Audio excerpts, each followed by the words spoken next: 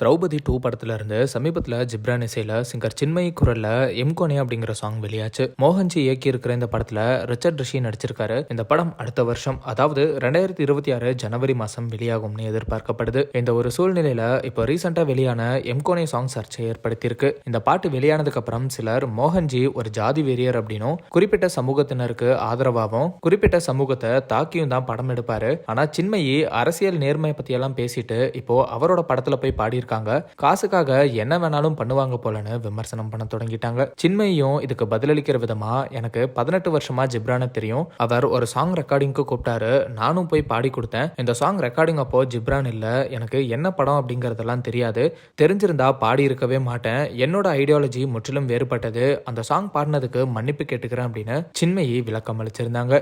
சின்மயியோட இந்த செயலால அதிர்ச்சி அடைஞ்ச மோகன்ஜியும் சின்மயிக்கு பதிலளிக்கிற விதமா ஒரு வீடியோவை வெளியிட்டு இருந்தாரு. அதுல மோகன்ஜி, நீங்க இப்படி ஒரு விளக்கத்தை கொடுக்கலாம், எங்க கிட்ட ஒரு வார்த்தை கேட்டிருக்கணும், இதனால படத்தோட பிசினஸே பாதிக்கப்பட்டிருக்கு, ஒன்னு போஸ்டர் டெலிட் பண்ணுங்க, இல்லனா ஏன் மன்னிப்பு கேட்டீங்க அப்படிங்கிற விளக்கத்தை கொடுங்கன்னு மோகன்ஜி ஆதங்கப்பட்டு பேசியிருந்தாரு. இந்த ஒரு சூழ்நிலையில டைரக்டர் பேரரசு இந்த சர்ச்சைக்கு பதிலளிச்சிருக்காரு. அவர் என்ன சொல்லியிருக்காருன்னா, இப்பவும் ஒண்ணு கெட்டு போகல சின்மயி அவர்களே, பாடினதுக்கு நீங்க வாங்கின சம்பளத்தை திருப்பி கொடுத்துட்டு உங்களோட குரலை நீக்க சொல்லலாம், கொள்கையை விட பணமா முக்கியம். இயக்குனர் மோகன்ஜி வேற ஒருத்தரோட குரலை வச்சு ரெக்கார்ட் பண்ணிக்கவும் வாய்ப்பு இருக்கு அப்படின்னு சின்மயியை தாக்கி இந்த போஸ்டை போட்டிருக்காரு. பேரரசு ஷேர் பண்ணியிருக்கிற இந்த போஸ்ட் தான் இப்ப சோசியல் மீடியால சலசலப்பை ஏற்படுத்தி இருக்கு. பேரரசோட இந்த போஸ்டுக்கு சின்மயி ஏதாவது பதிலளிக்கிறாங்களா அப்படிங்கறதெல்லாம் வெயிட் பண்ணி பார்க்கலாம். எல்லாருக்கும் வணக்கம். நேற்று என்னோட திரௌபதி 2ஆம் படத்திலிருந்து முதல் பாடல் எம்கோனே அப்படின்ற பாட்டை வந்து வெளியிட்டிருந்தோம் லகர் யூடியூப் சேனலில், ஜிப்ரான் சார் இசையில். அந்த பாடலை பாடகி சின்மயி அவர்கள் பாடியிருந்தாங்க. இந்த பாட்டை வந்து நாங்கள் டியூனாக ரெடி பண்ணப்பவே நான் வந்து சொல்லிட்டேன், சார் சின்மயி மேடம் பாட வைக்கலாம், ரொம்ப அழகான ஒரு மெலடி இது, அவங்க பாடினாங்கன்னா அந்த பாட்டுக்கு ஒரு உயிர் இருக்கும். ஏன்னா நான் ரொம்ப நாளாக சின்மயி மேடமோட ஃபேன் ஃபாலோவர், அவங்க அவ்வளோ அழகாக இருக்கும் அவங்களோட வாய்ஸ். அதனால தான் நான் தான் கேட்டேன், அவர் ஒத்துக்கிட்டார். அண்டு செல்வமீரா வந்து பாடல் வரிகள் எழுதுனதுக்கப்புறம் மேடமை கூப்பிட்டு சாங் ரெக்கார்டிங் பண்ணோம். ஜிப்ரான் சார் தான் அந்த பாடலை வந்து பதிவு செஞ்சார், நான் இல்லை அவங்க பதிவு செய்கிறப்போ. பட் அவங்களுக்கு என்னோடய டீம்லேருந்து போய் ஷூட் பண்ணதை வீடியோலாம் எடுத்தாங்க, எக்ஸ்பிளைன்லாம் பண்ணியிருக்காங்க எந்த மாதிரியான மூடில் இந்த பாடல் வருது அதெல்லாம்.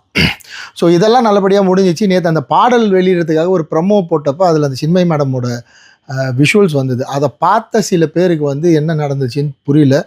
எனக்கு நான் ட்விட்டரில் ரெகுலராக இருக்கிறதால, எக்ஸில் ரெகுலராக இருக்கிறதால எனக்கு வந்து அது புரிஞ்சிச்சு.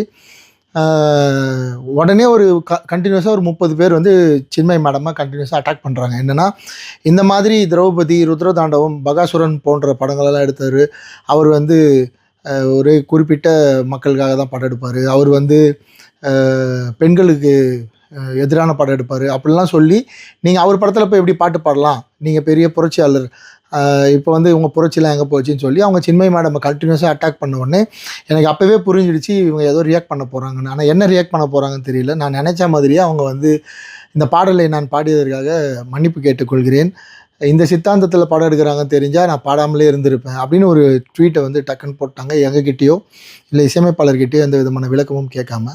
அது எங்களுக்கு ரொம்ப அதிர்ச்சியாக தான் இருந்தது. ஏன்னா ஒரு படக்குழுவாக ஒரு இவ்வளோ பெரிய பட்ஜெட்டில் இவ்வளோ பெரிய ஒர்க் பண்ணி இதில் என்ன பண்ணியிருக்கோம், என்ன கண்டென்ட்னு கூட தெரியாது யாருக்கும், அவங்களுக்குமே தெரியாது. ஒரு வாட்டி கேட்டுக்கலாம், இந்த மாதிரி சொல்கிறாங்க என்ன உங்கள் நிலைப்பாடுன்னு கேட்டுட்டு கூட அவங்க ஒரு முடிவு எடுத்துருக்கலாம்.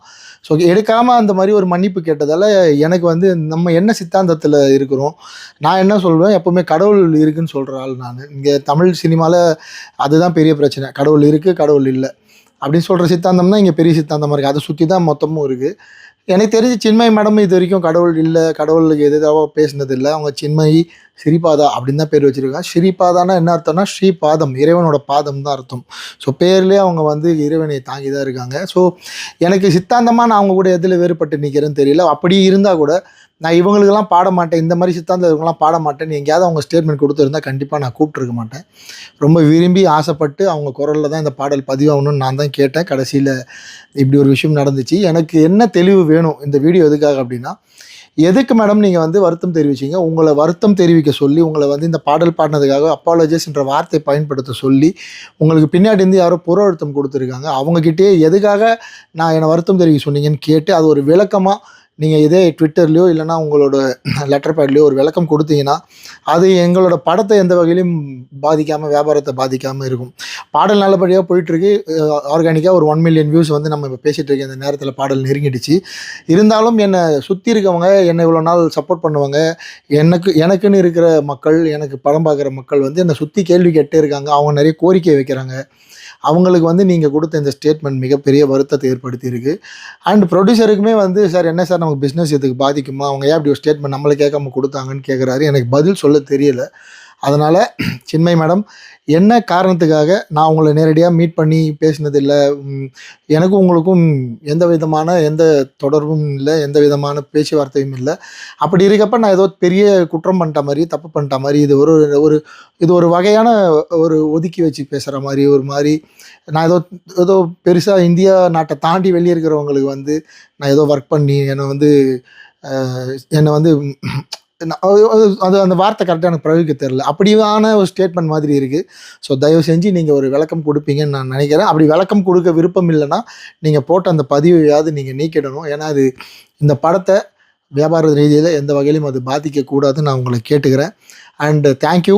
அவ்வளோ பெரிய பிரச்சனை வந்தப்பவும் என் கூட நின்று இந்த பாடலை வந்து பொதுமக்கள் கிட்ட, வெகுஜனம் கிட்ட கொண்டு போய் சேர்த்து ரசித்து கொண்டாடிட்டு இருக்கீங்க. உங்கள் அத்தனை பேருக்கும் என்னுடைய நன்றி. மற்ற மொழியிலும் இந்த பாடல் வெளியாகி இருக்குது. ஸோ அந்த மொழிகளுக்கும், அந்த மொழியில் பாட்டு பார்த்து ஃபோன் பண்ணி பேசின ஆயிரக்கணக்கான ரசிகர்களுக்கும் இந்த நேரத்தில் நான் வந்து நன்றி தெரிவிச்சுக்கிறேன். விரைவில் சின்மயி மேடம் கிட்டேருந்து ஒரு நல்ல பதில் எதிர்பார்க்குறேன். தேங்க்யூ.